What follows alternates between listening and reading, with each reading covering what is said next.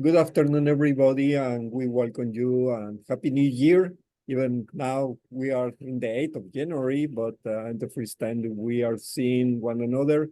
And we are so happy to continue with this winter webinar certificate. And now, today, we have here at Lincoln, remotely, Dr. Ken Coffey from Arkansas University, and who will be talking the, two webinars today. One's talking about explaining how to understand attacking in the different feed. And also Dr. Mohanacharya, do you want to say hi to the people? Thank you all for joining our program. It's exciting. Our Dr. Coffey is a huge resource for animal nutrition and has been a great help for us in organizing our programs. So I'm really excited, happy, and I would like to welcome you all. Thank you. So, Dr. Ken Coffey, do you want to say a little bit about you? Where do you work before just starting your presentation?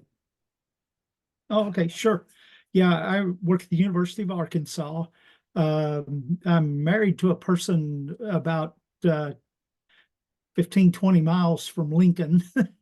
She grew up in Westphalia, so I think you'll hear from her in a couple of weeks. But anyway, so have lots of connections to that area.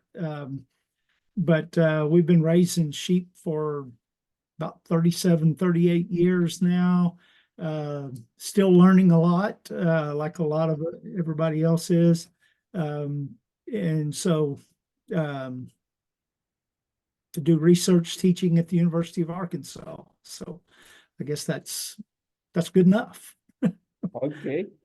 Okay, go ahead with your presentation, and thank you so much for being here. Only for the people, just any question that you have, please use the chat.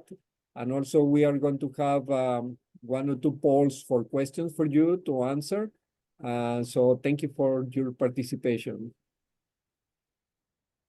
Okay. Yeah, and I'm going to count on Dr. Salinas to interrupt me when you see some chat questions there that we need to talk about, as I tend to get wrapped up in the presentation and not check those. But if you'll just interrupt me, you or Mohan, either one, please. But what I want to do today is got two topics we could spend a lot of time on or not so much time on. But first I want to start out talking about reading feed tags. I gave a presentation like this a couple of years ago, but I kind of modified it, of course. Then we'll finish talking about minerals, vitamins a little bit. Talking about feed tags, what information is on there? What does that mean to us as we're trying to decipher some of the puzzles that are there? How do we use that information? So that's what I want to talk about. Don't have all the answers, unfortunately. Some of them are pretty vague, but hopefully we can help you understand a little bit better about what's there. The state and federal laws require that some form of labeling is required on commercial feeds. And so that helps us out. Now, in each state has some latitude there. I went to Missouri's website, their plant board. It's a pretty lengthy document on what feed companies have to jump through to get a feed tag labeled and what specifically has to be on it and what really isn't required. So we'll go through some of that and hopefully it'll help you a little bit. Of course, there has to be a manufacturer. You have to know who made this feed so that if something goes wrong, you know who to go back to. And some of this stuff I'm going to blast through pretty quick. But that's one of them. It has to be a manufacturer. There has to be a product name listed on the feed, and that gets to be really important because, like for example, our farmers co-op, we used to have a co-op in Fayetteville, and you walk back in the back room and here's pallet after pallet after pallet. The feed bags all look exactly the same. And so when you go in there and you try to buy a feed, if you don't know what specific feed you're looking for, they're likely to give you something else because there are so many different feeds manufactured by different companies that put them all in the same color bag. Here, for example, just pulled some random labels, not trying to promote anything, but just random labels. Like here, Easy Blocks, 25% protein plus mag. All right, this company, Hubbard Feeds, makes a lot of these molasses blocks. This one tells you, hey, this is their 25% protein block. It's their block that also contains extra magnesium. That might be the one I want to feed if I'm worried about grass tetany, for example. I'm sure they have probably a 40% protein block that has non-protein nitrogen. So there's a lot of information potentially in that feed label, in that feed name. So you know what to go back and get. If there are drugs in it, and by drugs, I mean compounds or items that are regulated by Food and Drug Administration, they have to have the word medicated on them. It has to be listed, and the actual drug has to be on there. Now, if these are natural products, and today we have a lot of natural products going into feedstuffs because we are limited. When the veterinary feed directive took over, when that took effect, we just can't wholesale put antibiotics in our feed anymore. I can't go into Tractor Supply and pick up a bag of Aramycin crumbles like I used to be able to and use it because that is now a restricted drug, and I have to have a veterinary prescription to get that. So, but there are a number of compounds, like in this example, monensin, which this is a cattle mineral label, but monensin is a feed additive that's approved for goats. It's not approved for sheep, but it is approved for goats. And so if it's in there, it has to be on the label. The concentration has to be in there so we know how much to feed. Again, if it's got products like oregano or yeast or probiotics, it does not have to be stamped as medicated because those products are not regulated by Food and Drug. Now, here's where some of the confusion gets into, and you have to know a little bit more about what you're dealing with. Because if there is a medication, it is listed by the actual drug name, monensin. We would know that as rumensin. We see that in the advertisements. We hear about it. That's what we typically talk about is rumensin, but it's going to be listed on the label as monensin. And, we can kind of make a guess, rumensin, monensin, hey, they're close enough. Yeah, that's probably what that is. But then when we get to other feed additives, like feed additive called Bovatec is approved for sheep. Well, the drug name of that is lasalicid. There's nothing close at all about that. So, so we have to know a little bit more about what we're dealing with. So, but again, if it's a drug, it has to be listed. The concentrations have to be listed. All right, if there is a drug in it, it has to be, you have to have a proposed use. In other words, like on our small ruminant labels, if it has rumensin in it, monensin, it's likely going to say for control of coccidia. Even though that particular compound will also help improve feed efficiency, they're probably just going to tell you, hey, it'll help control coccidiosis. And so, but it has to have those directions. It has to tell why that drug is in there. Now we get to the fun part about guaranteed analysis. This gets pretty vague. there's no maximum amount of information, and it's regulated by state labeling laws. And if you want to have some fun, go look up this on the Missouri Plant Board about what is required. I mean, it is really, it's a lot of words to say very little, but it basically is very, very specific about what has to be on this label, and how that is listed. So now, again, no maximum amount of information, but if they put it on the label, they have to be able to back that up. They have to, if an inspector comes, takes core samples of these feeds, and they analyze it, it has to have that amount in it. And so we'll talk about that more here in a minute.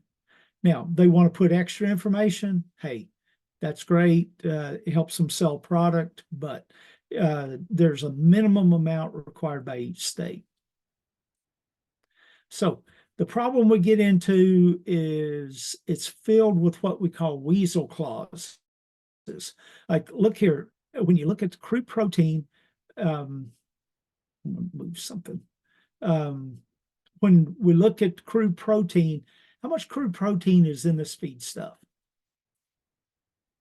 Well, you look and you say, okay, 16%. And I would say wrong. It's a minimum of 16%.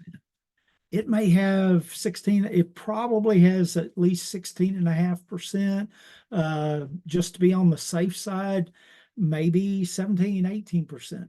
I buy a commodity feed blend, and its guaranteed analysis is 14% crude protein.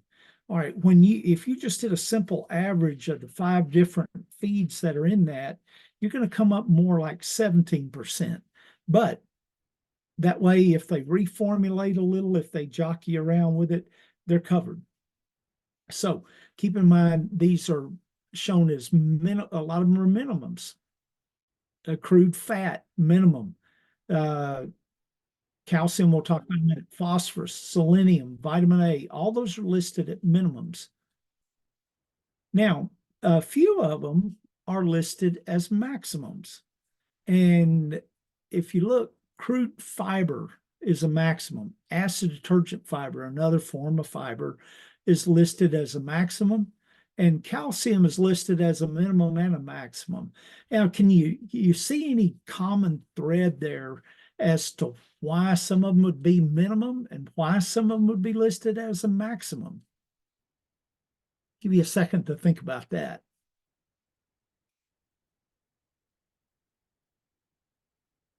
Well, when we talk about protein, fat, phosphorus, selenium, vitamin A, all those are expensive. When we jump the protein up in the feed, it's going to increase the price. We increase the fat, it's going to increase the price. What about fiber? Hey, we can get some cheap fiber sources, and we'll look at some of those here in a minute, but we can get some cheap fiber sources and dilute that out. Well, why is calcium at a minimum and a maximum? Well, because calcium is one of those minerals that we have some sources out there that are good sources of calcium that are cheap as far as minerals go. For example, this feed stuff has calcium carbonate. That's a fairly inexpensive calcium source. And we also have ground limestone, which is mostly calcium carbonate anyway. And that's a cheap calcium source. So we can put a lot of calcium in there and to help us cut costs.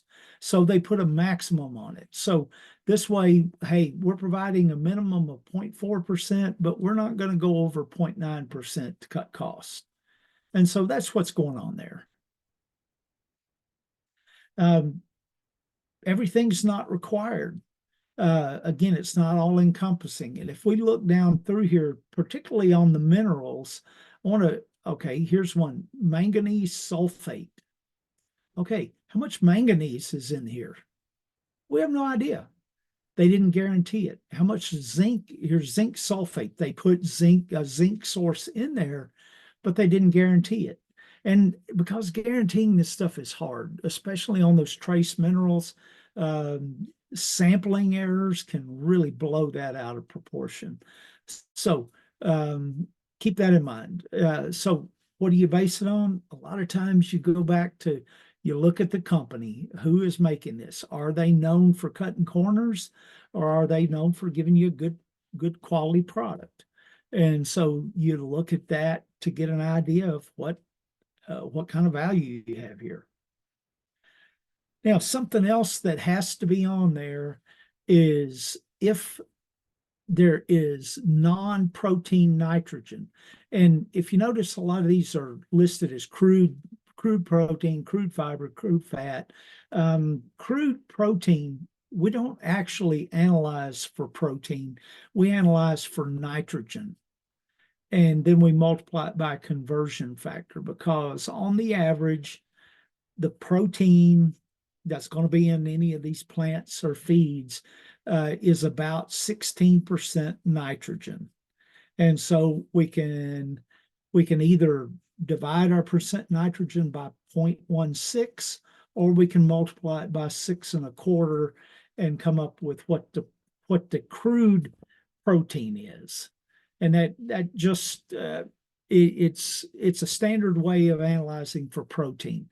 Now, the problem with that is that we have products that have nitrogen that are actually not protein. For example, urea. I hope you can see my mouse moving around here, but highlighted in red, this product has urea in it.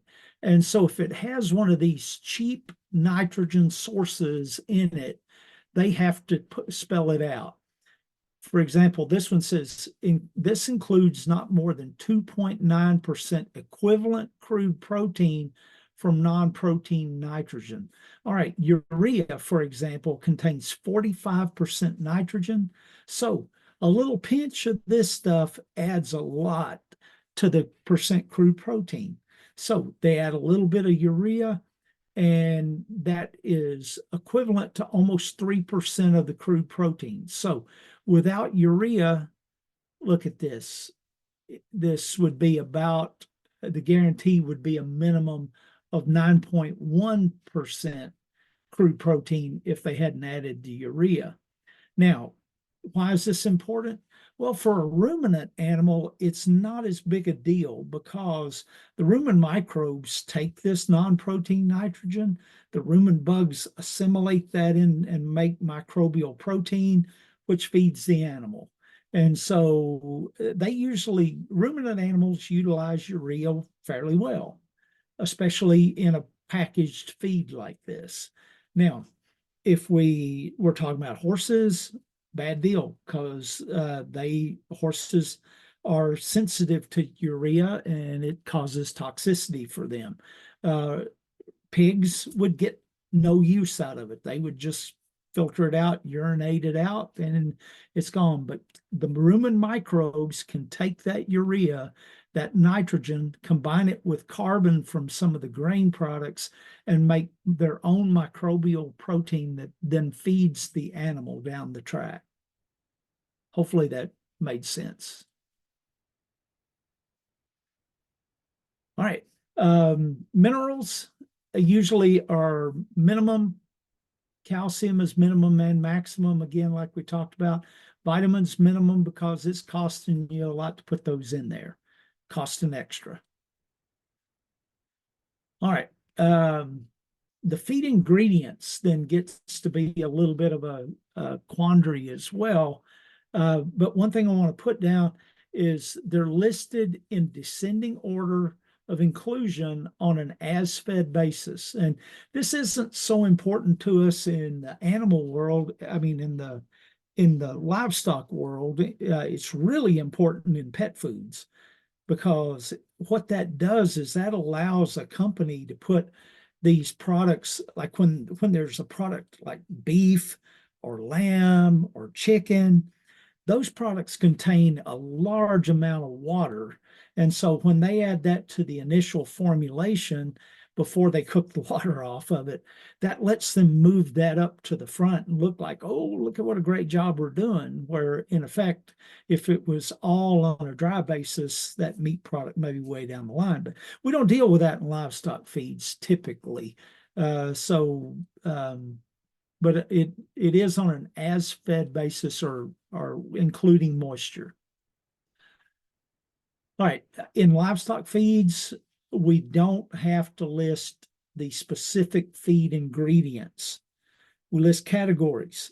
Animal feed, companion animal feeds typically list the individual ingredients, but that gives the company a lot of flexibility on what they can do.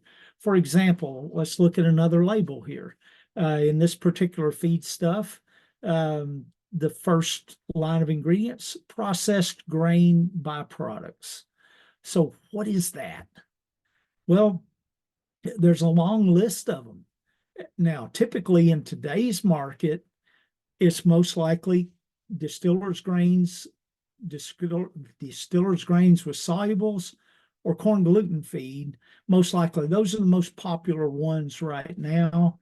But hey, if they got a good buy on hominy feed and it fit the specs, if they wanted to use wheat bran, wheat middlings, rice bran, corn bran, peanut skins, brewer's grains, if they got a good deal on any of those, they could slip those in as long as they keep it the primary and the most dominant feed stuff, then they're good. They're still legal. They don't have to change their feed label and go through all that process again. Okay, if we look at the second line of ingredients, grain products. And, in today, it's probably corn, but it could be grain sorghum. It could be any of these others, mixed feed oats, barley, corn feed meal, broken or chipped brewer's rice, rye, wheat, anything that's a grain. It could be that. So so we don't really know what it is, but any of these grains we know are going to be high in starch and going to give that animal energy. So again, a lot of that comes down to the feed company and how much do you believe in them? All right, the third product on this one, plant protein products, likely soybean meal, but it could be cottonseed meal or cake or flakes. It could be algae meal, it could be peanut meal. My son recently bought some pig feed and they were using peanut meal in it because they could get that at a better price. You go up into Kansas, you're going to see more sunflower meal. So options there, we really don't know what it is. We have to make some guesses sometimes based on where we're at, what's more available there. Molasses products, why not just come out and say molasses? Well, because there are different kinds. We have beet molasses, cane molasses, starch molasses, dried beet pulp with molasses. All those things fit under molasses products, and they can be included. And again, what's the price on beet versus cane molasses, getting it to central Missouri, getting it to northwest Arkansas? How much does that matter? That can play into it, but they have flexibility, and that way companies like Purina that have mills all over the U.S.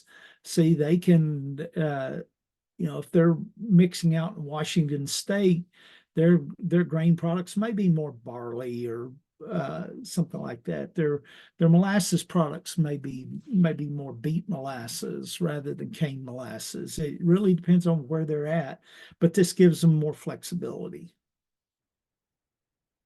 Now, one of the really fun ones is roughage products, because when I think of roughage products, I think, okay, we're cheapening this diet up.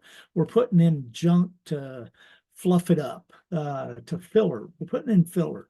And most of the roughage products are just that.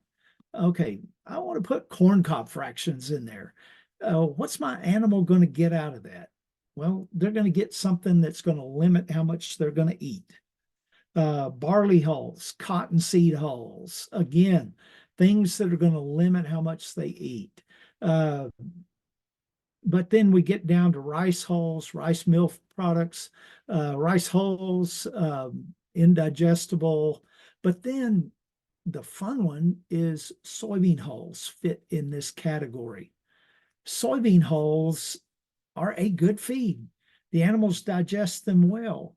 They actually get a considerable amount of energy from those. And if you feed them at 0.5% of body weight, you're going to get just as good a performance from soybean hulls as you would from feeding corn.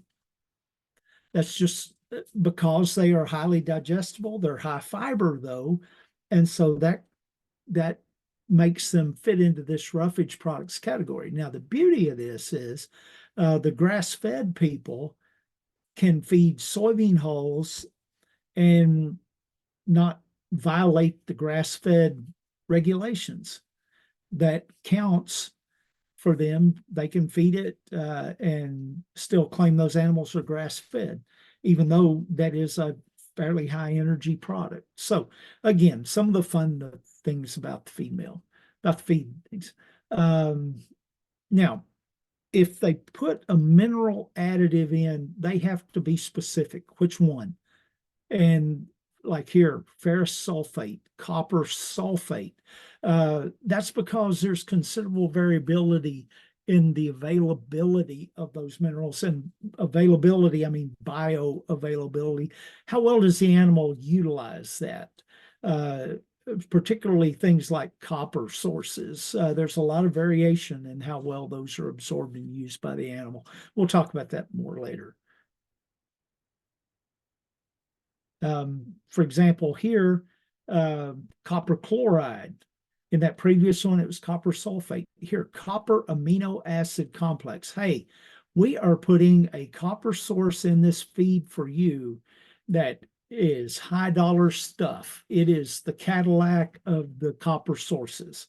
When you see anything that's bound to an amino acid or to some short chain carbon structure, like to glucose or something else, that helps their bioavailability. Zinc amino acid, manganese amino acid complex, all those are really good, high dollar, highly available mineral sources.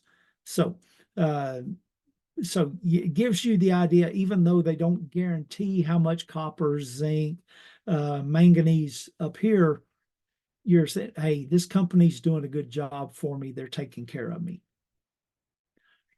On the other hand, here's something. When I see copper oxide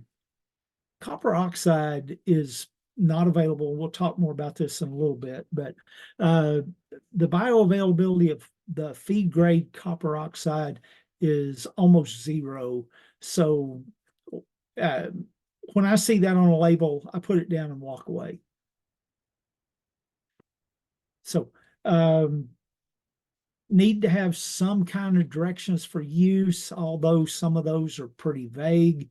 As we'll see here, a little more specific, 1 block per 10 to 20 head, whereas the one above that, that will balance available roughage. Okay, that really told me a lot there. Now, it should tell you which animals should not consume the feed. Typically on a label like we looked at earlier, where they've got those copper sources in there, a lot of times they'll say, hey, do not feed the sheep, because sheep are sensitive to copper. We'll talk more about that in a little bit. So on this one particularly, it's got an oral larvicide in it, so it's got all kinds of environmental disposal hazards, etc. So if it's got that kind of stuff in it, they have to put those precautionary statements on it.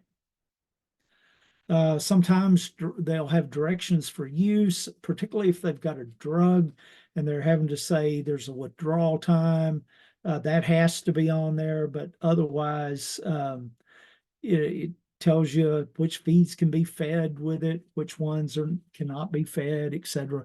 But generally speaking, some kind of directions for use are good. All right, very quickly, because we're cruising along pretty well time-wise. Typically on livestock feeds, we don't see the dry matter content.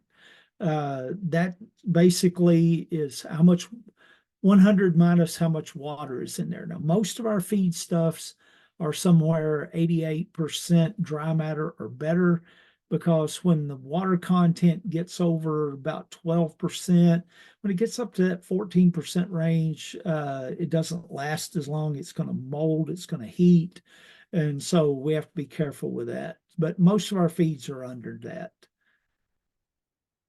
The big one, and we'll talk more about this next week because we're going to talk about balancing rations. But the big one that really leaves us hanging is energy content, because energy, when I'm balancing diets, energy is the first thing I balance for. I want to get that right. Well, how do I know how much energy is in there? Well, I have to make some educated guesses based on that list of ingredients. Processed grain byproducts, I have an idea of what the energy value of those are. Grain products, what's the energy value of those? The protein products, and so I can kind of make an educated guess based on what ingredients are in there. But we need that when we're balancing diets.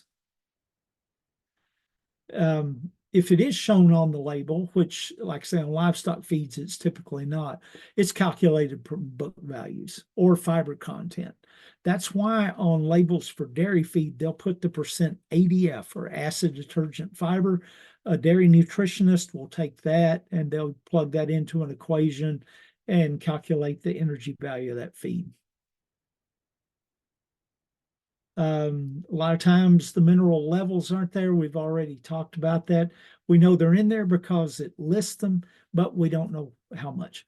We don't know how available those nutrients are. Some feedstuffs, like sometimes corn gluten feed that we buy, is overheated, and we're afraid the protein may not be available in that feed. But we're not told that on the labels, how much it was heated, etc. So we don't know the exact feed value, and that comes from a lot of different things go into that.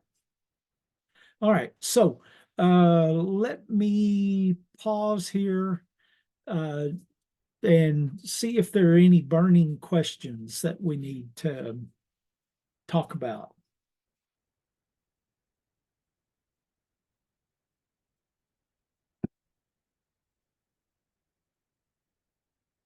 Okay, I'm hearing none. Dr. Salinas, no questions yet?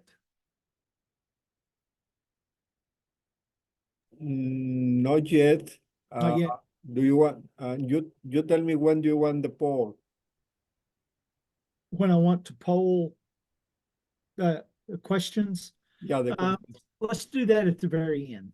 okay, So I had one question over feed tags and one question Yeah. over minerals. So, Okay. yeah. So are we going till about 5? Is that right? Yes. Okay. Yeah. All right. Well, flag me down because, all right. Then let's jump in and talk about mineral nutrition. This one gets controversial. There's lots of opinions out there on what we ought to do. And I will tell you up front, I am no minerals expert, don't claim to be. Frankly, I always found minerals rather boring because I had a graduate level nutrition class, and we talked about protein, we talked about energy, and the teacher was great. Everything came alive for you. You could apply the situations. This same person who could make this other stuff come alive. When we get to minerals, he's like Ben Stein on those Visine eye commercials. It's like calcium, Functions in A, B, C.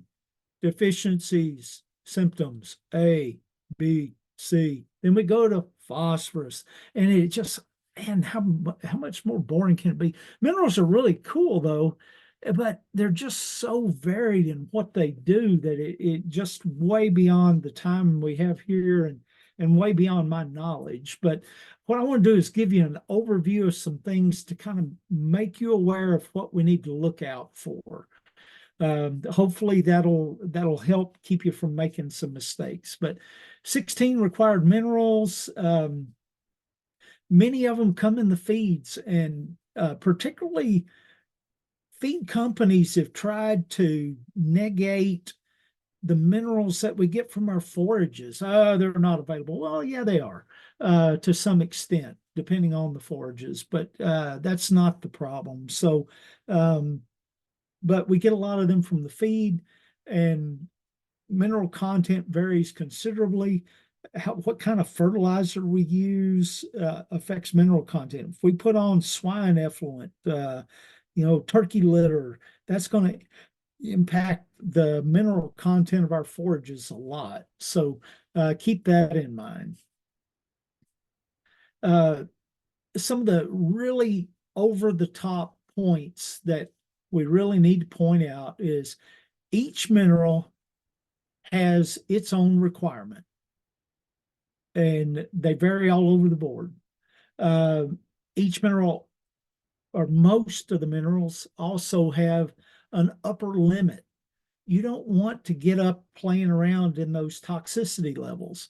You don't want to be playing around at those levels that are so high that they're suppressing uptake of other minerals. And that brings me to the next point, is there's a considerable interaction among minerals. One mineral impacts absorption of another.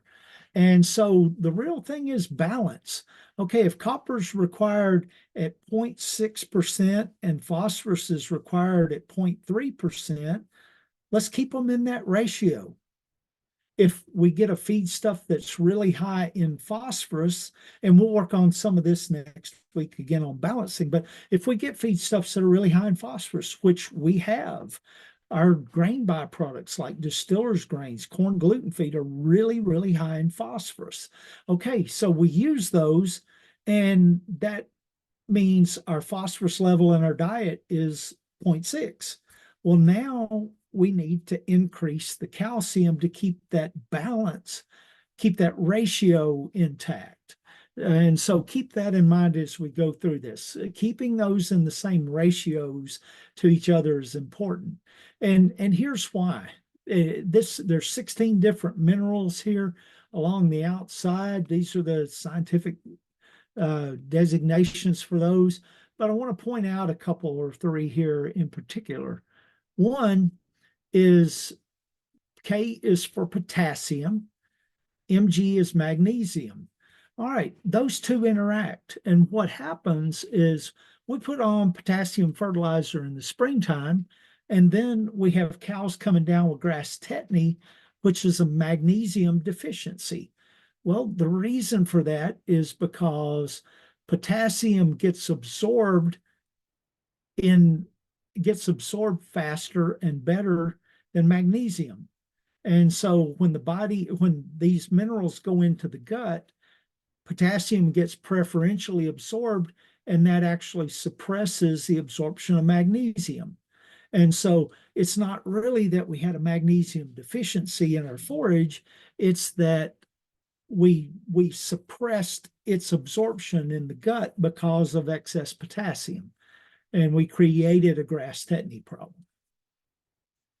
Others, if we look at copper has some other things that interact with it. For example, if we have sulfur and we have molybdenum, if we have those in the rumen at the same time as copper, the rumen bugs form these insoluble complexes between copper, molybdenum, and sulfur and make the copper unavailable. So we can create a copper deficiency by having excess sulfur. Also, if we have excess copper in the diet, we can actually feed molybdenum with it. And I've seen some people recommend this in areas where copper was in excess. They fed molybdenum to actually reduce the toxicity of the copper. And another one, iron. If we have too much iron in our feedstuffs, too much available iron, it can suppress copper absorption. So that's why, and trying to explain all of these silly interactions, I mean, that's a nightmare. And that's why I say just keep them in balance to each other is the important thing. All right, so let's break through some of them, just kind of highlight over the top again. Calcium is usually high in forages, and if we need it, ground limestone is a good source. You can go to the feed store, you can go tell them, hey, I want a 50-pound bag of ground limestone, sprinkle it on top, help out. We can do that. It's not very expensive, and so that's good. Phosphorus is high. It's usually very low in our forages, but it's high in grains and particularly high in grain byproducts. And so if we're feeding distillers or corn gluten feed, we're probably going to have enough phosphorus in that diet. We also, if we need more, dicalcium phosphate is a good source, readily available in most places. So that's a good one. Usually potassium is adequate, and so we don't really have to worry about it. A lot of times on some of the ration balancing programs I use for cattle, a lot of times we'll balance the diet and they'll tell us that it's toxic in potassium. We haven't added any, but just because of it had some clover hay in it or something, it shows up as toxic. Magnesium, grass tetany in the spring, add more to prevent it. I like magnesium. It's involved in a number of different places in the body, a very diverse mineral in how it's used, but it may enhance production of finishing lambs. There's numerous sources, but magnesium oxide is one. We fed it when we had dairy goats. We would add magnesium oxide because it's a good buffer. For feeding a lot of grain, we need a buffer to help with that. Now, downside of magnesium oxide, if you take a laxative, maybe magnesium oxide is that primary ingredient in a lot of those. Yes, you feed this to your small ruminants and they will not pellet anymore when they excrete their feces. It can give them the diarrhea. So you have to be a little careful with that. There is a question, Dr. Ken, Okay. Yes. about potassium that you're referring to goats, sheep, or livestock in general. Mineral potassium usually being adequate in the diet, etc. Yes, that's for all of those. It's usually adequate for goats, sheep, cattle, for any of them. Okay, thank you. Yeah, thank you. All right, sodium, hey, put out salt. It's in commercial feeds. It's usually lower, but feeding salt keeps intake up. Our animals need salt. If they don't get it, they will reduce intake, reduce water consumption, and it's cheap to feed. Sulfur can be a problem. Sulfur helps with digestion, but in today's world where we have byproducts like corn gluten feed or distillers grains, those have an extraction process with sulfuric acid, and a lot of times they don't get that all rinsed out, and so it's not uncommon for some of these byproducts to have high sulfur, and when that happens, we can actually create a copper deficiency or a selenium deficiency because of the sulfur. Like we talked about, it binds in the rumen, so we can create a deficiency with having excess sulfur in those feedstuffs. All right, I want to jump to copper because this one is probably This one is the worst one that we have to deal with, in my opinion.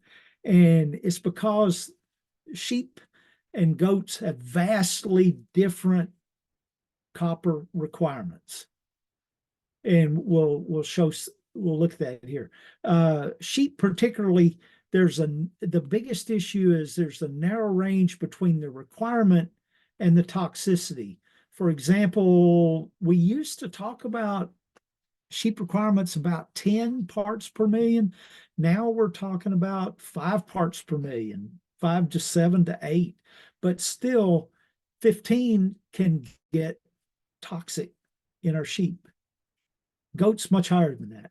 A lot of our forages in Arkansas, particularly, and a lot in some of the pastures across the Midwest, are deficient in copper. And so that's the dilemma we have. Now, we use swine effluent, turkey litter, poultry litter. We help out with zinc. We do a little bit for copper, not so much though. So swine litter is particularly high in copper though. So that's going to increase our copper concentrations in our forages. Now, here's what I'm talking about. Copper requirements for sheep in green, dairy goats in red, meat goats in blue, cows in orange. Look at how low the requirements are for sheep compared with these others. And I drew the line here at 15, which is the maximum, that's the maximum tolerable level we want to be feeding our sheep is 15. And it's below the requirements for our goats. So that's where we get into the issue if we try to run them together. How do we deal with that? We'll talk about that here in a minute. But again, if we look at maximums, cattle can tolerate 100 parts per million. Goats, 40 parts per million, even though the requirement's down here slightly below 20. So that's a big difference, a big problem for us to deal with. And so that's why when I see a product like this, I say, okay, how can you do this? And this is not the only one, but it's just one mineral for sheep and goats. Okay, so if it really is for goats, what about copper? It's going to be, they're not going to put copper in there. So I've got some labels here, and there's a lot of information, but I just wanted to throw them up here just to give you an idea of some of the diversity that's out there in our mineral supplements. Like here, for example, this is a goat and sheep show and wellness supplement. Recommended daily dosage, about 56 grams of this. But look, it's got protein, lysine, an essential amino acid, calcium, phosphorus, sodium. We go over here, it's got cobalt, vitamin A. It's even got the B vitamins in it for these animals. And one would have to ask, okay, why do we need to supplement B vitamins to a ruminant animal? Well, hopefully we'll have a little bit of time. If I push it, we'll get to that here in a little bit. But keep that in mind. Why do they need B vitamins? Right, that's one supplement. Here's another one. This one, you actually buy a packet of mineral, mix it with 50 pounds of salt. And here's the final concentration in what you're putting out for your animals. It's got 60 parts per million cobalt, copper, 2.65. And the fun part of that is if you look down here at the list of all these different minerals in there, there's no copper source. And so what they're doing is that copper's coming as a contaminant in some of these other mineral supplements is the only place it could be in there. But that's at a maximum. But look at the zinc, 24,500 parts per million zinc in this supplement. All right, here's a commercial sheep mineral. And if we look at it on zinc, it's 4,000 parts per million.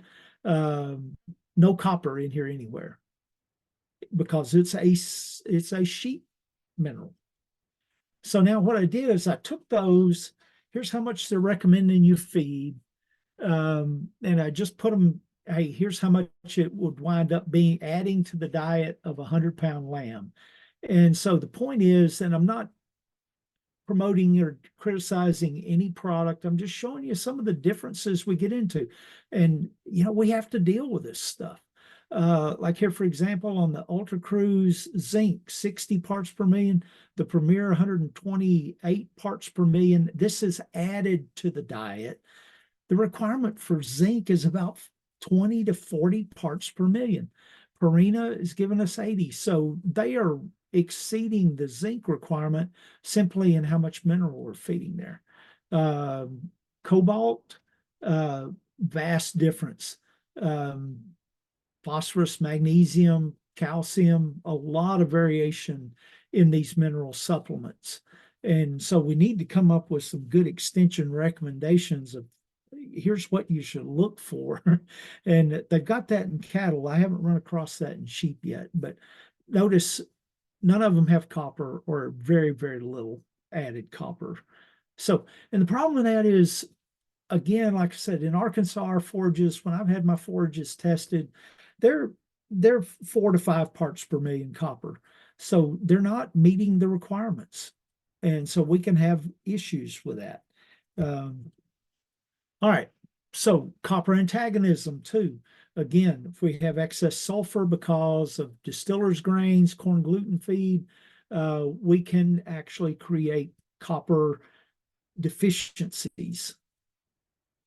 Another reason I wanted to point this out on copper is because we have variation in copper in the bioavailability of copper sources. Like, for example, copper oxide, again, we talked about it, unavailable.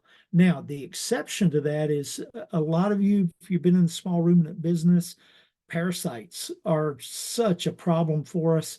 They're recommending using these copper oxide wire boluses, copper oxide needles boluses, little pieces look like pencil lead.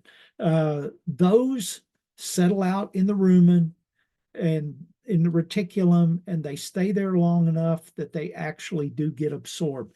The copper oxide that would be added as a feedstuff, it's a very fine black powder, blasts right on through the system, doesn't stay in long enough to get absorbed.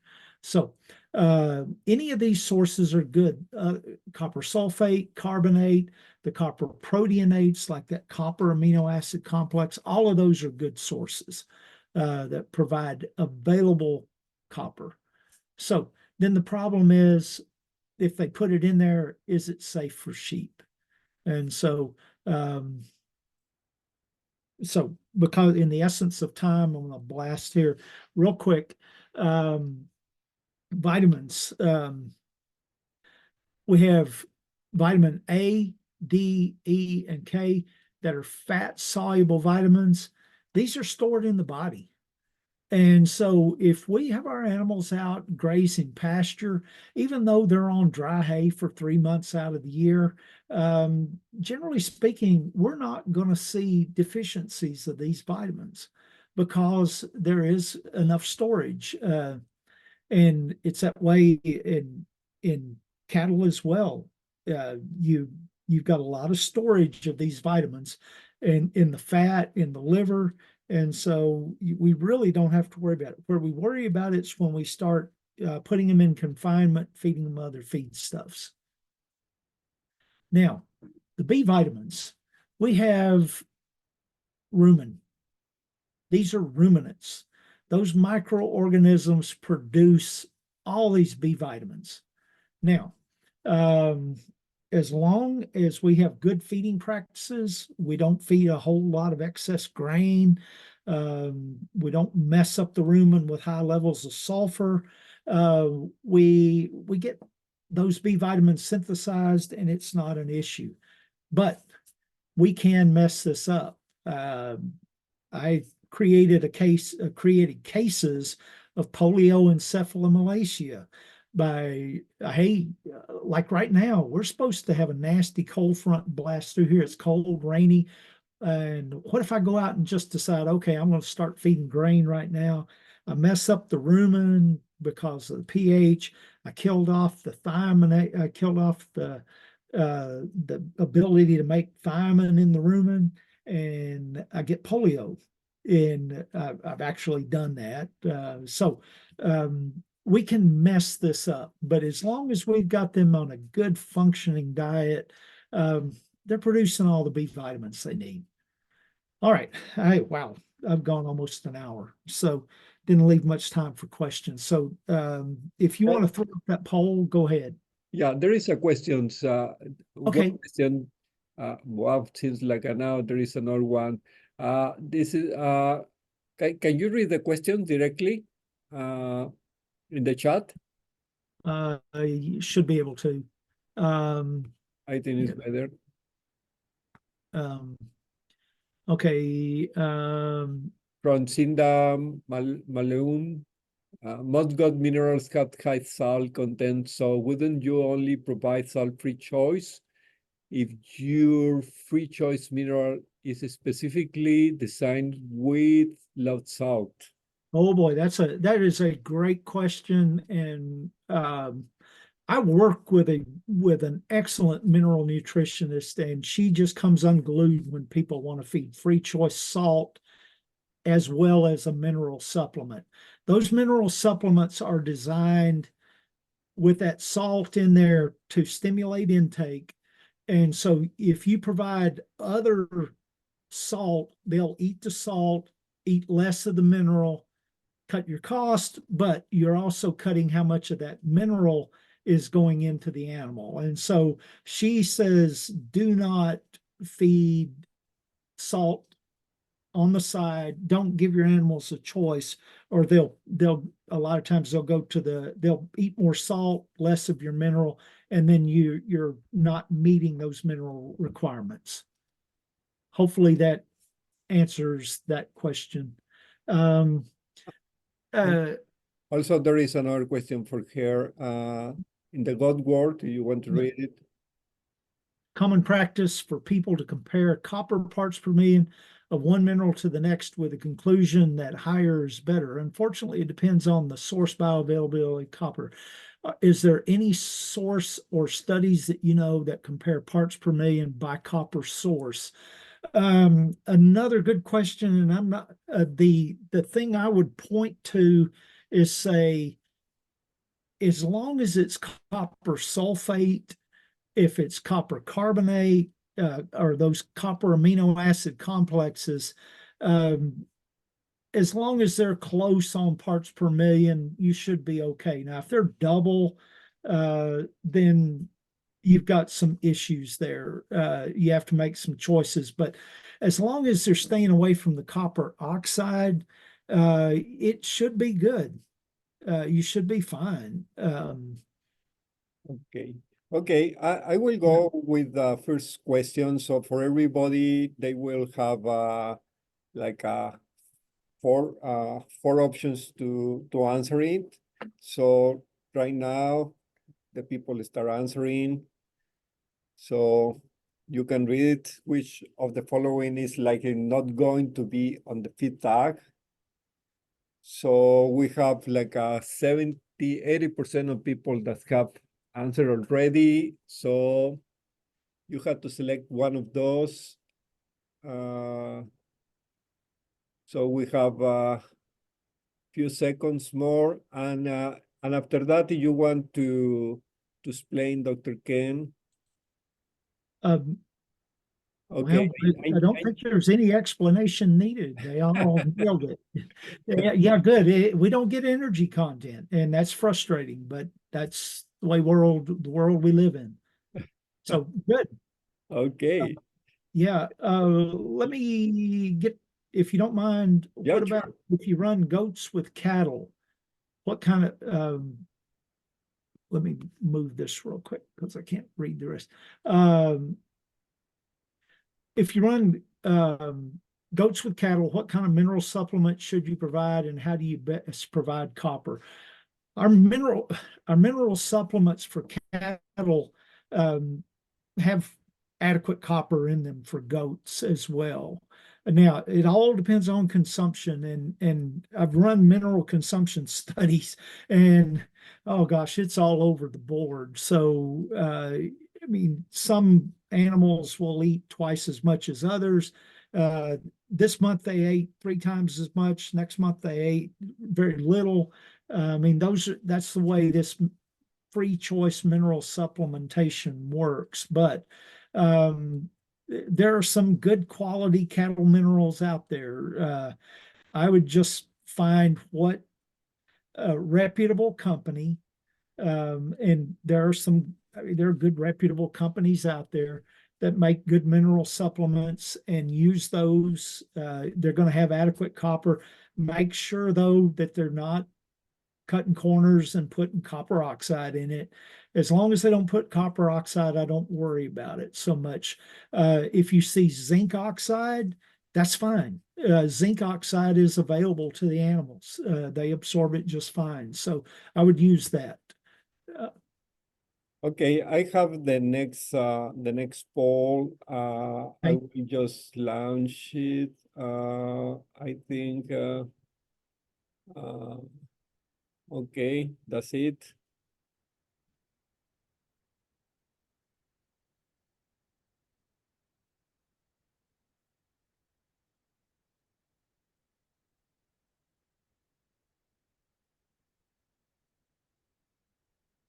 Well, I'm not going to get a very good bell curve on these responses, am I? Okay, they already okay. They were Yeah. very fast. They were very fast. Okay. Yeah, good. There was one question here about using a gel, and that's a tough one. The problem you're asking, the problem to me is that you've got 3 fat-soluble vitamins there along with B12. B12 is a water-soluble vitamin, so it's going to get flushed out of the system quickly, as far as I know. The others are going to be stored. I typically, if my animals are out grazing green grass, I generally there's going to be some of the there's going to be a lot of those fat soluble vitamins in the grass. Where you're going to get into trouble is don't overfeed grain or grain supplements or some of the things like distillers grains. Do you have a good quality roughage forage that you're feeding? That's where we get into those issues with the vitamins. But our mineral supplements have they also, if you look on the label, they're going to have vitamin A, D, and E added to them as well. Okay, well, thank you so much. People is saying thank you for your presentation, Dr. Ken, and so we appreciate so much. So just, I think everybody will be agree with me that Dr. Ken has a lot of experience, a lot of knowledge about nutrition and small ruminant, cattle, other animals. And so we are going to have our next webinar next Monday, 4 o'clock, and he will be talking about how to making a ration, balancing ration for small ruminants. So we are going to see you next Monday. Thank you so much. Yeah. And if you want to, if you have some specific forage analyses, we can play with it. Okay. We should have time to do that. Okay, good. Okay. Okay, thank you so much. Thank you so much. Hey, thank y'all. It's always a pleasure.